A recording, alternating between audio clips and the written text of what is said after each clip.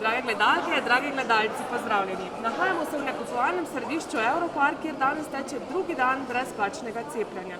Z menoj Aleksander Jus, pomočnik direktora zdravstvenega doma Adolfa Drolca Maribor. Pozdravljeni. Dober dan, lep pozdrav. Torej, kot vidimo, kar velik odziv, kako ste presenečeni nad tem?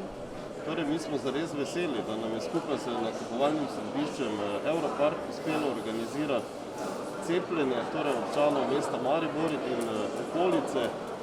Glede na vaše ozadje tukaj je zares velik interes za cepljenje.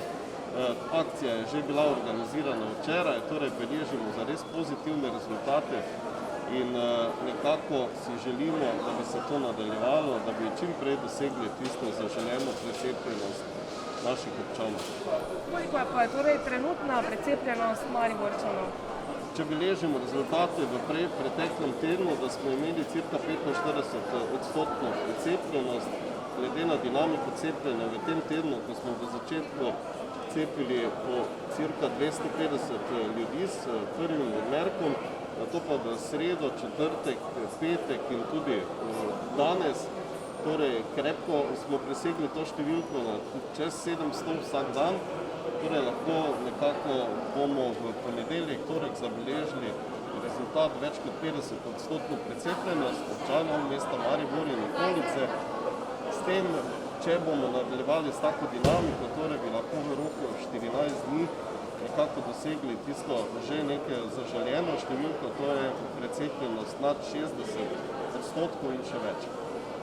Glede na odziv, ki ga vidimo tukaj, ste torej razmišljali, da se bo cepljenje v nakupovalnem središču Europark nadaljevalo tudi v prihodnjih dneh, tednih?